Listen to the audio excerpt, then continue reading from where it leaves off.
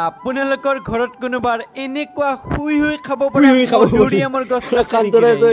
তো নমস্কাৰ ৰাইজ, কাহিনীটো হ'ল আজি আবেলিৰ সময়ত মানে দুপৰীয়া ভাত পানী খাই কলেজৰ পৰা আহি কাঞ্চাদাক বিচাৰি আহি পালোঁ মই ফ্লেটৰ ওপৰত। আপোনালোকে চাগে ভাবিছে কোননো এইটো কাঞ্চাদা, মানে মই যিহেতু থাকোঁ গুৱাহাটীত, প্ৰায় আগৰ ভিডিঅ'বিলাকত মোৰ কাঞ্চাদা আছিলে। ভাবিলোঁ যে কাঞ্চাদাকে লগ ধৰি আহোঁ, আৰু আহি দেখিলোঁ যে ফ্লেটৰ তলত কাঞ্চাদাই বুলি পুতিছে এইপিনে মধুৰিআমৰ গছ। চাওকচোন কি সৰুতে লাগিছে, আমি পিছে সফৰিয়াম বুলিয়ে কওঁ। আপোনালোকে কি বুলি কয় এটা কমেণ্ট কৰি জনাবচোন, আৰু কোনোবাৰ ঘৰত এনেকুৱা মধুৰিআমৰ গছ আছে যদি কমেণ্ট এটা কৰিব।